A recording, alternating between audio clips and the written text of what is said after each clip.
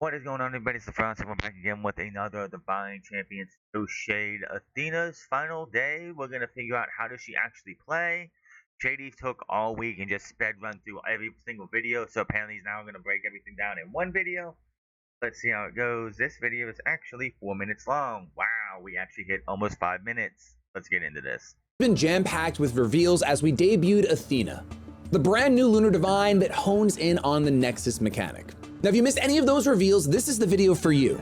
We'll be doing a quick breakdown of her package and revealing a brand new stellar that'll blow your minds. A lot of people, including myself, are very excited that the Nexus mechanic is a key part of Athena's strategy. When Athena receives one or more lunar, you can change an Celestial to defense position. When you Nexus from Athena, you can change an Celestial to attack position. Plus, Athena features a brand new line of Celestials as champions: Dratumbra, Lorigon, and Dimension. Dimension being one of the best names of any Celestial ever, by the way. Dratumbra searches your deck for Athena the second it hits the field, and if it ever gets flipped to attack position from a card effect, its special ascends straight into Lorigon. Lorigon then protects itself from rune effects as long as you Nexus Lunar that turn, and rewards you with even more Lunar back to your Spirit deck. Dimension takes the Nexus plan to another level, letting you Nexus up to 3 Lunar at once and destroy a card off the field, and allows you to enchant Lunar from your underworld to your field, depending on the number of spirits that were enchanting the card you destroyed. Now let's not forget about Athena's stratagem, the rune that keeps the whole Nexus train rolling by, pumping Lunar straight onto Athena or any champion of Athena on your field, and lets you Nexus up to 3 Lunar. We also armed the goddess herself with the Spear of Athena, granting the empowered Celestial a hefty +3 attack and +1 defense, and lets you Nexus Lunar when you declare an attack. A +3 attack, though, is just like that could be on anything and like take a wimpy dimpy little Celestial into a force to be reckoned with. Aegis Shield of Athena flips the stats the other way with +1 attack and +3 defense, and while Athena's enchanted, keeps your empowered Celestial safe from suppression effects entirely. And of course, the support cast.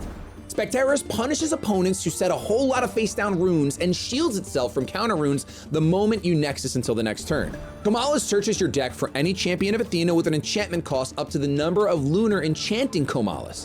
Corvuscle targets and destroys face-down runes if you Nexus on cast, and can even pull a champion of Athena from your underworld back to the top of your deck when Corvuscle is destroyed in battle. We also brought some fire into the mix with Cinder and Salashade, letting you Nexus fire or Lunar, milling your opponent's deck, whether it's from enchanting spirits or simple position changes. Snark keeps Dan loves his mill. Loves milling.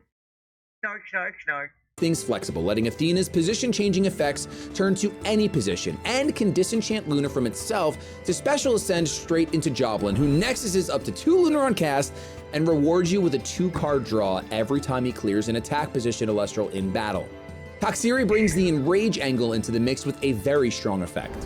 When a player casts an Celestial, you can Nexus Lunar. When you do, you can target that Celestial and enrage it until your next turn. When this Toxiri enters battle, an opponent must expend 2 spirits if a battling Celestial is enraged. Yeah, that would get very annoying very fast. Like that'll definitely get annoying if you like continue to enrage Celestials, enrage your opponent's Celestials, and you go to knock them out or they go to attack them.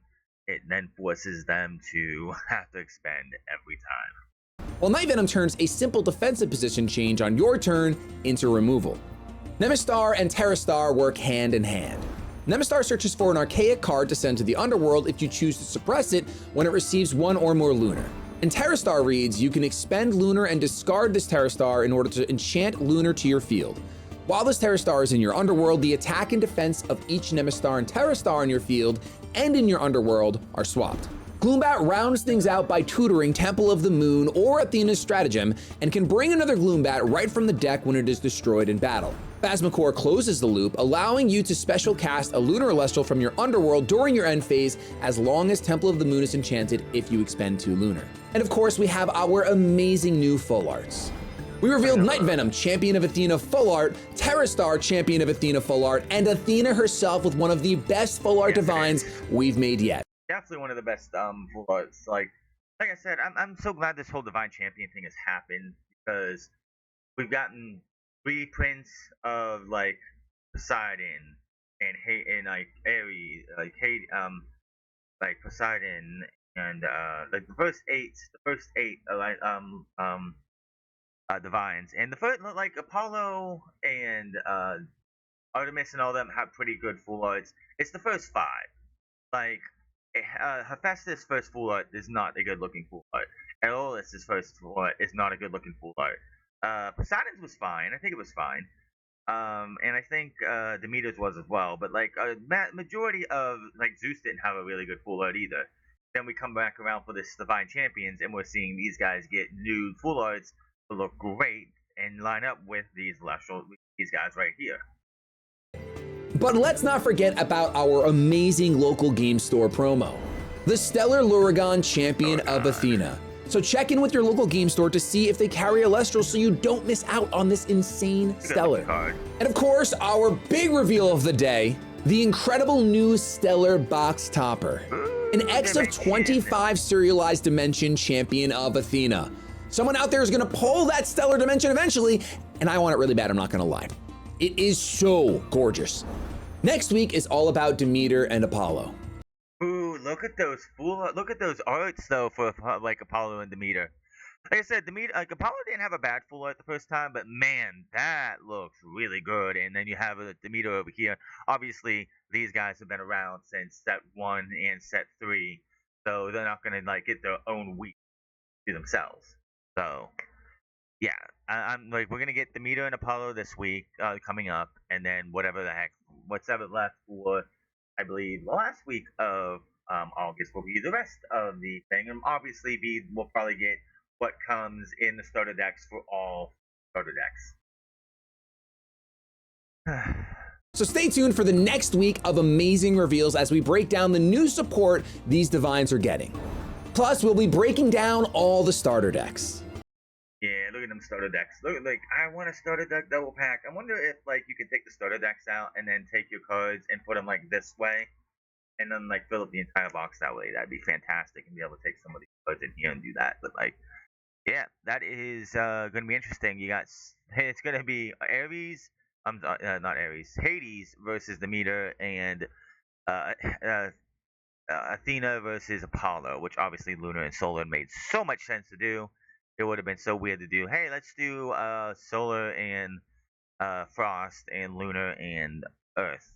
Would have been just so weird. But yeah, let me know what you think in the comment section below. Are you enjoying the Snowshade reveals? What is your favorite card so far?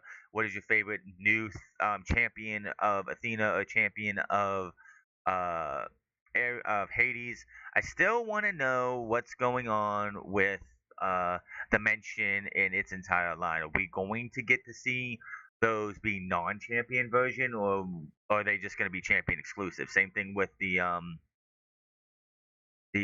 what is it, Draco form of Morfrost. Yeah, we need to see what's going on with that too.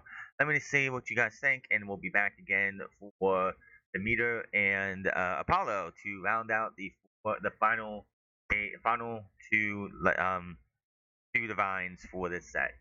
So then, my name is Franz, and I'll see you guys later.